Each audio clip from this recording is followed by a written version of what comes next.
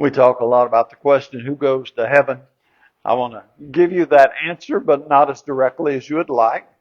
I want to tell you that Christianity is not just an escape plan from earth. This isn't just a way to get out of earth to a better place.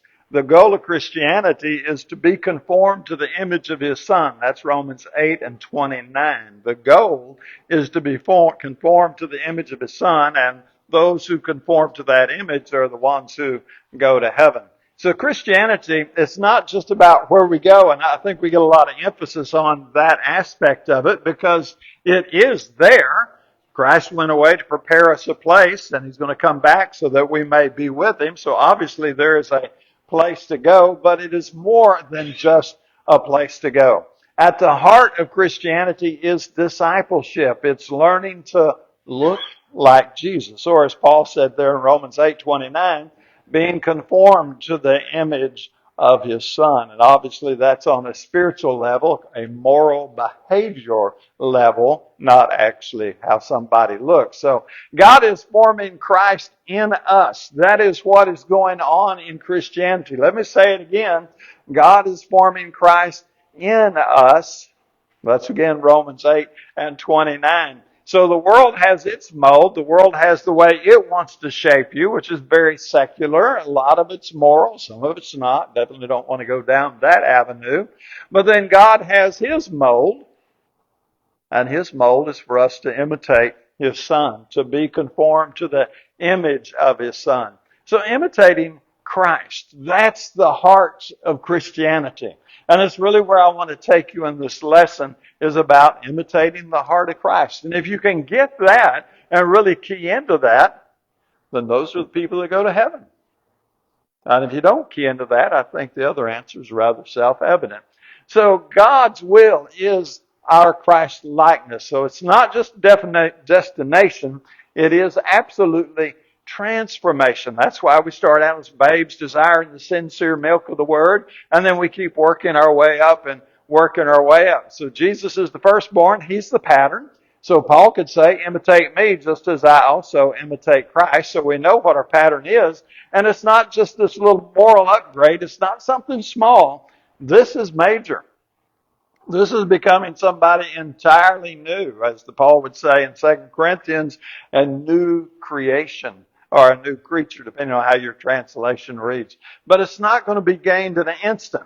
There's another mistake that we make. We think, well, I got baptized, I'm okay. No, you got baptized, you got started. The problem is a lot of people stop right after they get started, and that doesn't quite work. Paul said in 1 Corinthians 9:27 that he disciplined his body. He brought it into subjection. Now, he'd been a Christian for a while at that time, and yet he was still learning to develop the image of Christ within him. We could go over to 2 Corinthians chapter 12 and read about how he had a thorn in the flesh. He wanted it gone. God wanted it there. It stayed there. And he was still developing the image of Christ. And he learned how to sacrifice his will for the will of the Father, and to be strong in those times when it looked like weakness. So you can't give the benefits of heaven without the likeness of Christ. Those just go together. And if you don't have the one, then obviously we don't have another. So our destination is Christ likeness. So stop thinking of salvation merely as getting to heaven and start seeing it as God shaping us into the image of Christ. And that is your basic number one point. This is what Christianity is about. And if you'll look at some of the stuff out there that passes as Christianity, you can see why we're a little critical of it. Because a lot of it is just tried to redefine the whole idea of Christianity to make it look like the world. But we are the ecclesia, the church, the called out of the world. We're not trying to look like the world. We're trying to look like Christ. Although a lot of people like that version of Christianity, that's not right. So Paul would say, if anybody preaches any other gospel to you than the one we preached, let him be accursed.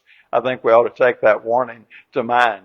So don't let the world shape you. We are obviously influenced. 1 Corinthians 15:33 says, evil companions corrupt good morals. We're all going to be influenced.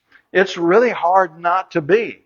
Now, you're going to be in the world. You can't get out of the world, but you have to be in the world, not of the world. And you have to learn how to get out there and maneuver and not be influenced by the world. And we all know people who let the world influence them. We let, for some reason, you never know exactly why, but they let the world get in their head a little bit and start degrading their integrity. And they back off the image of Christ, and they back off the truths they once held, and some of them go completely back into the world. But that's not the goal, obviously. So in Romans 12:2, Paul said, be transformed by the renewing of your mind. As we're developing the image of Christ in us, Romans 8:29, is going to change the way we think. And the world, since they don't have the image of Christ in them, they're going to think like the world. They're going to think about secular things, and some of them are going to have some spiritual twinges, and that is to be expected because we are a spiritual and flesh creature all rolled up into one, aren't we? We have the flesh on one side, and we have the spirit on the other. And so people have spiritual urges now and then. But a spiritual urge doesn't make somebody the image of Christ. And that's where you got to get back to. Are we developing the image of Christ in us, or are we just playing games to be conformed to the world? In James 4:4, he gives a pretty strong rebuke. He says, you adulterers and adulteresses, do you not know that friendship with the world is enmity with God? And thus we resist the influence of the world. We stand against it all we can. And yet at the same time, and maybe it's a little bit of a paradox or an irony, we are at the same time reaching out to them, trying to save, because Luke 19:10, Jesus came to seek and save the lost. And if we're going to walk in His footsteps and the image of Christ is going to be developed in us, then what is our desire? To seek and save that which is lost. We won't want any to perish.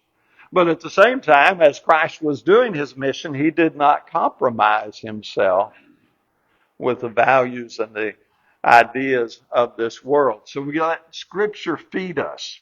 I'm using Matthew 4:4 here, where Christ said to Satan in the wilderness, man shall not live by bread alone, but every word that proceeds out of the mouth of God. I kind of wish I'd used the one where He said, I came down from heaven not to do my own will, but the will of the Father who sent me. That's the image of Christ being built up in us. So we're going to be kind of like Daniel. We're going to be in Babylon. We're going to be surrounded by a lot of influences. And nowadays, wow, are we surrounded by a lot of influences. If you have an iPhone, you are surrounded by influences. If you have a Facebook account, a Twitter account, an Instagram account, and I'm not trying to take it away from you, but if you have it and you do a little scrolling, you see a lot of worldly influences there.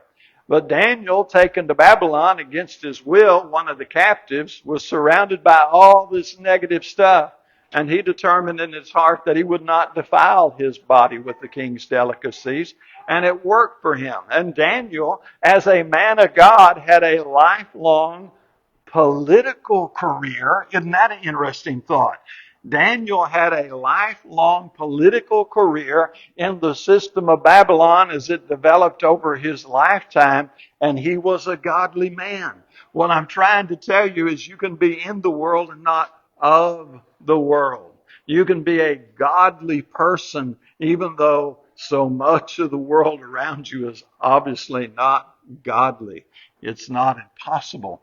It's a matter of determination. It's a matter of attention and intention.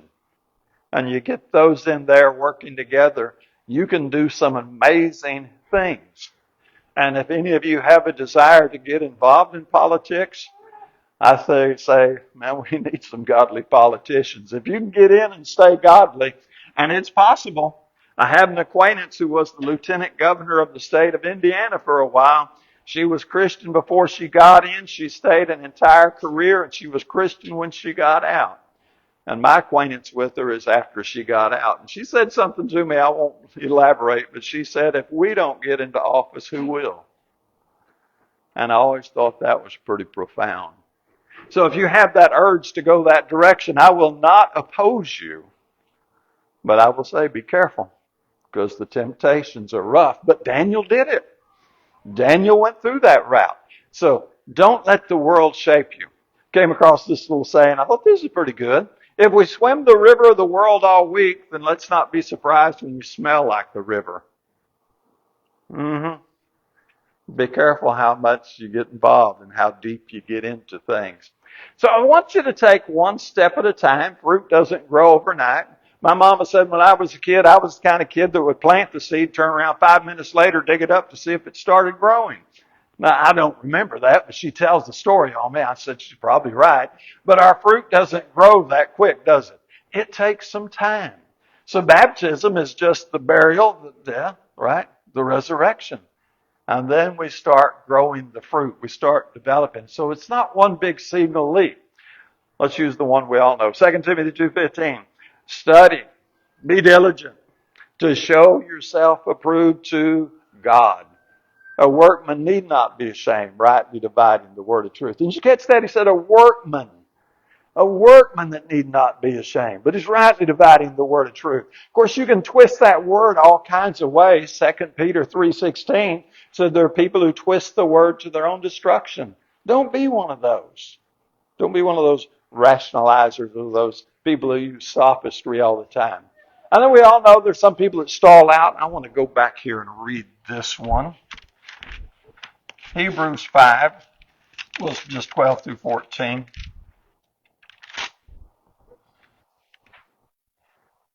For though by this time you ought to be teachers, you have need again for someone to teach you the elementary principles of the oracles of God, and have come to need milk and not solid food. For everyone who partakes only of milk is not accustomed to the word of righteousness, for he is an infant. But solid food is for the mature, who because of practice have their senses trained to discern good and evil. Stalling out's not the goal. The goal is to grow, to keep developing. I understand some folks grow a little faster than others, but let's also be honest with ourselves. Some people get into their diapers and stay there. They like the baby bottle. They like the pacifier. They like the little pretties that hang over the crib, and they want to play with that, and they don't ever want to grow up. You know, that's a cute place to start, but it takes a whole lot more to develop the image of Christ inside of us. Again, some stall out. Revelation 3:1, the church at Sardis, they had a name that they were alive, but they were dead. And the warning is pretty clear. Just because people like us doesn't mean we're right. And going down to that same chapter, verse 14, 15, 16, and that's where he said the lukewarm. I'd rather you were hot or cold. Take a stand already. Get off the fence. But if you're lukewarm, I will spew you out of my mouth. Then he goes on to say to those people that they were blind, that they were naked and in need and didn't even know it. And I always find that kind of interesting. You know how people are. So your little steps are going to add up over time.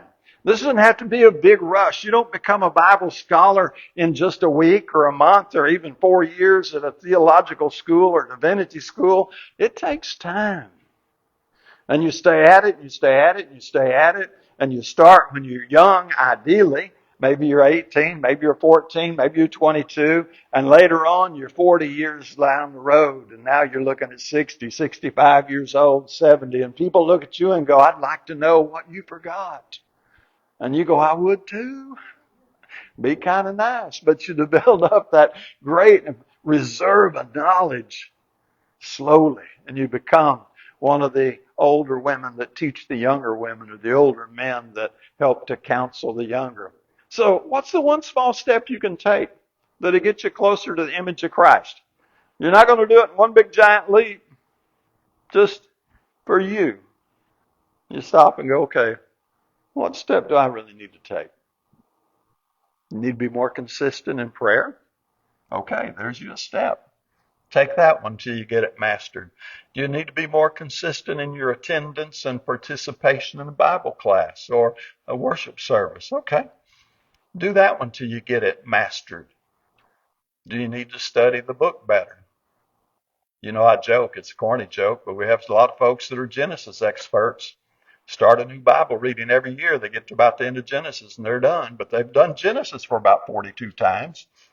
But the rest of the book needs to be covered too. And so where is it with you? And it may not be any of those three that I just mentioned, but somewhere there's a step we can all take. And we look for those steps to take. The only person that has no step to take is the person who is already absolutely, completely, thoroughly holy as God is holy. And they have reached absolute perfection. I don't mean to sound rude, but I don't think that's any of us yet. So the pattern we follow, we don't just admire Christ, we follow Him. There's 1 Corinthians 11:1 that I mentioned a while ago, where Paul said, imitate me as I also imitate Christ. There is an imitation, there's a following there. And Jesus is the one that set the pattern. So He set the footsteps. We used to sing a song, Are You Walking in His Footsteps? That's the idea. When He says, take up your cross and follow me, it's about following the footsteps He set. Not the footsteps somebody else set, not the latest trend, not the current fads. It's the footsteps of Jesus that make the pathway glow. That's another song you might recall. So in Ephesians 5:1-2, we have this same idea very clearly stated. Ephesians 5:1-2. Therefore, be imitators of God as beloved children, and walk in love just as Christ also loved you and gave Himself up for us, an offering and a sacrifice to God as a fragrant aroma. And he goes on to say, but immorality and any impurity or greed must not even be named among you, as is proper for saints. There's our imitation. Let's go to Philippians 2:5-7 just a second. Here again, we have the idea of imitating Him. Have this attitude in yourself, which was also in Christ, who although he existed in the form of God, did not regard equality with God a thing to be grasped, but emptied Himself, taking the form of a bondservant and being made in the likeness of His image. There is what we do. We imitate that example of Christ. Galatians 3:7, he says, those of us who were baptized into Christ have put on Christ. I think we walk past that verse too quick. Those who have been baptized into Christ have put on who? They put on Christ. What does it mean to put on Christ?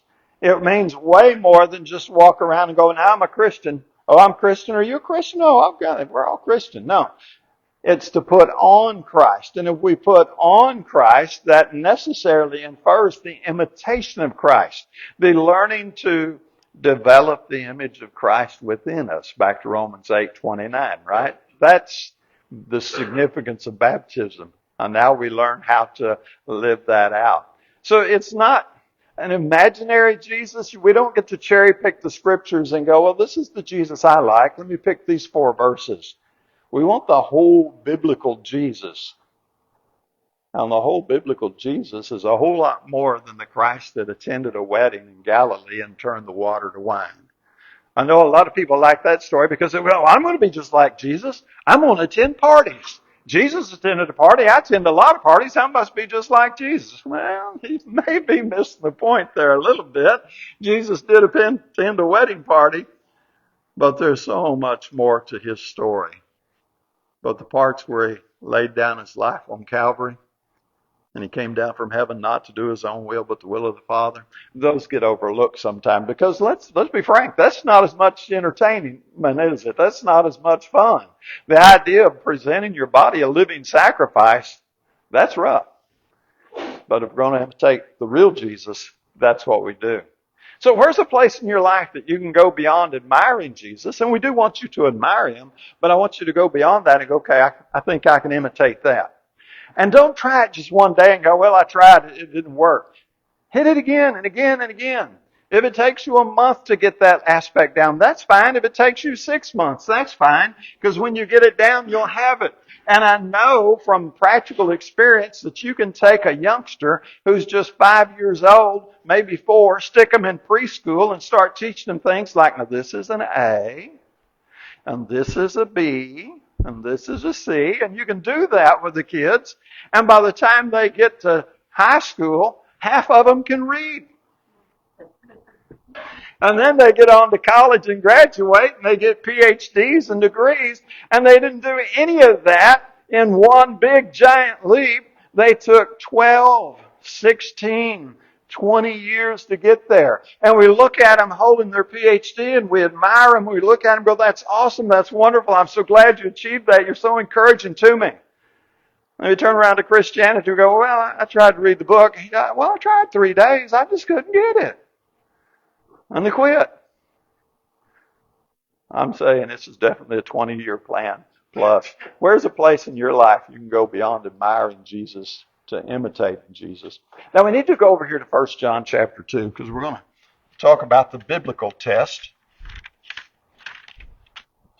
Now I know you'd rather have the test that I made up because I'm a grandpa. I tend to be a little easier on things. Well, we're going to use the Bible.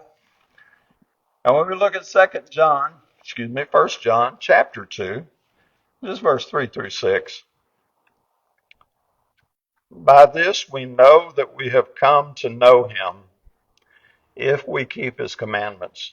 The one who says, I have come to know him, and does not keep his commandments is a liar, and the truth is not in him. But whoever keeps his word, in him the love of God has truly been perfected. By this we know that we are in him. The one who says he abides in him ought himself to walk in the same manner as he walked. Did you catch that right at the end of verse 6? That's that imitation thing again. That is developing the image of Christ in you. All the way back to Romans 8:29, right? We ought to walk in the same manner as he walked. So the claim that I'm Christian is not proven by an individual saying, I'm Christian. The claim is proven by, do they walk as he walks? Are they keeping his commandments? Are they truly disciples of Christ, developing that discipleship? And then if you get that inward connection working, it's just going to flow out. Because out of the heart, the mouth speaks. Out of the heart, we act. And so we become a little bit more of an open book than I really want to admit. Luke 6:46, you've heard me quote it 1,000 times. Why do you call me Lord, Lord, and do not do the things I say? It's back to imitation. This is discipleship. Only this is a whole lot of discipleship that is self-regulated. None of us really want somebody in our life 24/7 telling us how to do things. We're grown ups, we can handle it ourselves. The question is not, can we handle it ourselves? The question is, am I handling it? Are we handling it? And that's what judgment we'll face at the judgment day. So you're going to know a tree by its fruit. Christ said that in the Sermon on the Mount. So where would our daily walk look different if we walk more like Jesus?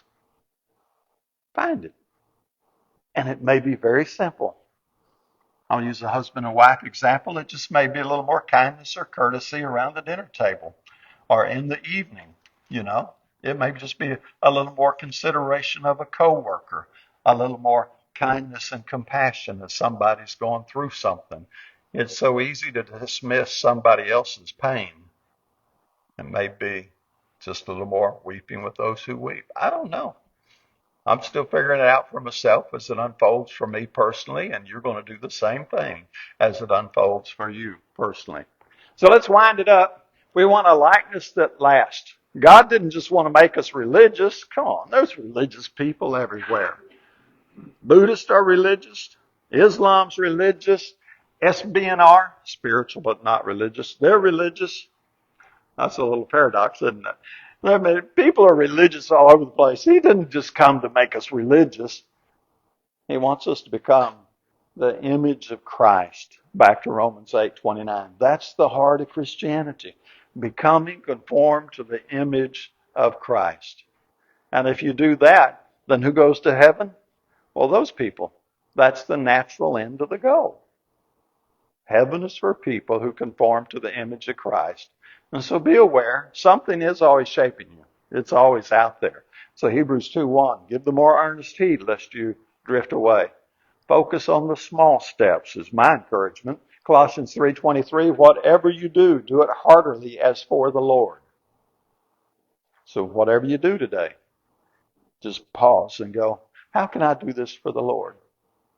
It's going to be challenging. Because I know what some of you are thinking. How can I put dishes in the dishwasher for the Lord? How can I carry out the trash as though I'm doing it for the Lord? How can I sit here and wait my turn at the four-way stop as though I'm doing it for the Lord? How can I stand the fifth person back in this checkout line with a slow checker as though I'm doing it for the Lord? When you start doing whatever you do as though you're doing it for the Lord, it starts to change things, but it challenges your thinking. So if somebody watched you this week, what part of Christ would they see most clearly? Where do you excel? I believe we all have that place we excel. And where do you come short? And I believe we have that too. Final slide. The clearest proof of our faith is not what we say about Christ, but how much we look like Christ. How much do you look like Him? Have you put Him on in baptism yet? If you haven't, we're here to help you however we can. While together, we stand and sing.